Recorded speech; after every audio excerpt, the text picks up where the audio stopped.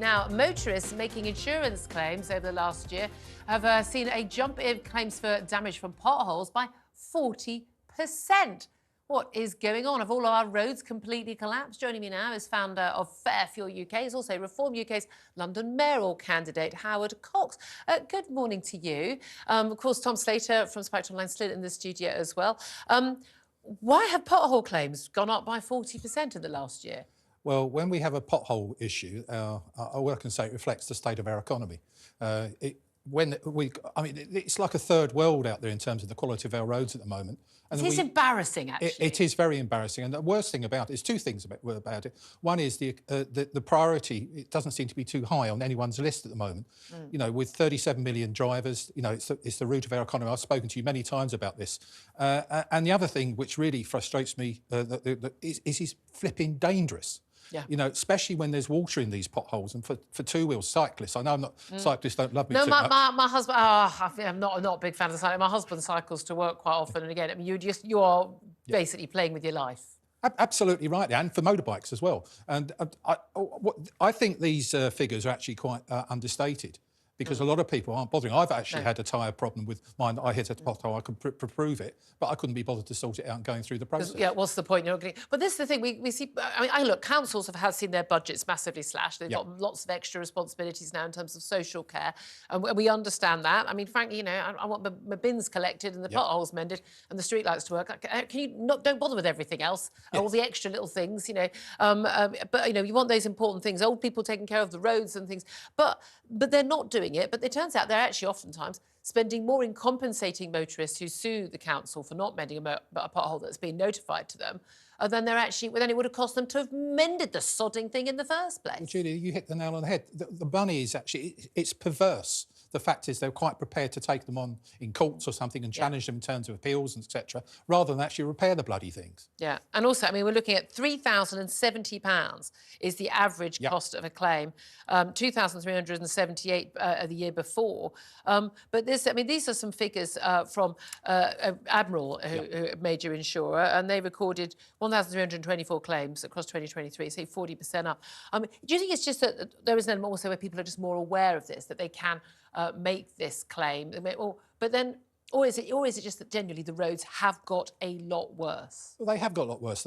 In terms of actually resurfacing, it used to be once every 4 or 5 years. It's now once every 15 years in lots of places. Yeah. And we're seeing situations whereby the priority, you made the point about it, what are they doing with their money? I still see local authorities, a lot of them, spending money on things they don't need to, like diversity managers. Yeah, exactly. And that's the sort of thing. Well, if you've got a bit of spare cash, and also bonuses for the well-paid six-figure salary chief execs as well. What's the solution? Because we're told that the regional of the cost for mending all the potholes in the country, we're looking at sort of £6 billion plus, aren't we? Oh, it's more than that.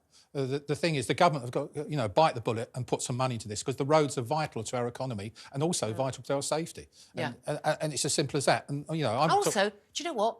We're a first world country. Are we? Could we not have roads like we're in Cambodia? I mean, I can remember going on a trip to Cambodia. Genuinely, it was a 30-mile journey, and it took us 9 hours, because you literally just going past it, trying to get past it. I mean, when I say potholes, I mean holes, you know, this big.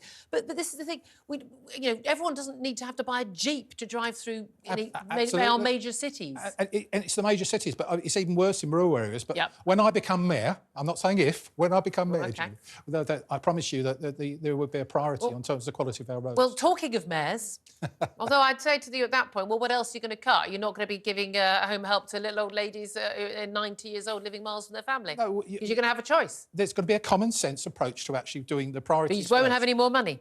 Well, we'll see about that. OK, well, we'll see about that as well. First day I walk into the office, ULEZ disappears. Then you have less money, because they make money from ULEZ, because that's the point of it, because it ain't clearing up the air. The cost of running ULEZ is phenomenal. I promise you that. Yes, well, someone's making some money from the cameras and things, aren't they? Let me also talk to you about what should have been happening this week in London. We were told there were going to be major strikes this week, from Monday all the way to Friday. Basically, no tube services working. Now, I know this is London-centric. I do get that, but it is our capital city. 10 million people live here. I think 4 million people every single day travel on the London Underground system, and that would have been, frankly, a pain in the backside. A lot of people work from home now, or people might have overground options or buses, but for a lot of people, it meant they simply can't get around and do their jobs. That's a big issue. Suddenly, Sunday night, they were cancelled last minute. What happened there? Well, Sadiq Khan seems to have found a money tree. And I'm afraid the RMT... Not for potholes, well, but for drivers. Again, but when it matters in that situation, he's very close to the RMT and unions, etc. And he probably said, well, picked up the phone and said, look, I can find you some cash, I can do this for you. He couldn't do that for other things which matter in London, but that's the way he works. And aren't you, I mean, certainly tube drivers are paid a fortune. I mean, they're on, I think, 60, 65k. Now, I mean, I'm all in favour of anyone getting, best pay they can. But I'm sorry. I mean, they're being paid pretty much double the national average wage. And the training, I remember arguing with Bob Crow at the RMT, the late, great Bob Crow, and he was saying, this is a very skilled job. And I'm literally like, there's two buttons. One, stop, go. The other one is open doors, close doors. I reckon I could probably learn that in a day. But they had 18-year-olds driving trains, suggesting it doesn't take that many years of training. You're absolutely right. And I think the 60,000 is a low end of the average. I promise you, with overtime and all the different bonuses they get, I think they're closer to the big number. And they get away with it because basically we need to keep the public transport running. Absolutely. What's the answer, though? What would you do? Because if they keep going out on strike, you can talk about, people need to get around. Well, I would take them on properly, but I'd be constructive. I would not be in a situation where I ignored speaking with them. I'd sit around and say, look, let's be realistic and show them the figures and what we can do. Treat them like adults, etc., like that, and let's stop this confrontation. There is also this issue, Tom Slater, to bring you into the conversation, where, people were basically not travelling on trains, not travelling on trains in London during lockdown for many years. They had to be subsidised by the taxpayer. Huge losses. Now, that wasn't the fault of any individual worker on Transport for London and the London tubes, but nevertheless, there ain't no money. No, it's incredibly understrained. TfL has been terribly mismanaged for many, many years, and that's an open secret at this point. But I don't think you can leave that at the door of the train drivers. Also, the RMT, they're also representing people a lot further down the pay scale. It's also fair to say. Yeah. Many people who have experienced real terms pay cuts, as many people have in the country. So I do think at this point we're kind of laying the blame at the door of striking workers, rather from the fact we know that the problems with something like TfL and the Underground are structural, long-term, and not and the poor relations that are going on as well. I'm sorry, I lay the blame totally at the mayor. I really do, and the bosses of TfL. These people are on huge amounts of money. They should be delivering a service for us, not for them. And that is one of the issues, isn't it? A lot of services. I feel this way about the NHS as well. Yeah. We're constantly told about, you need to curtail what you do to enable this service to run. No, your service, it's like the bins being emptied. I'm obsessed with bins being emptied because they never are. And we're lucky, to get bin collection.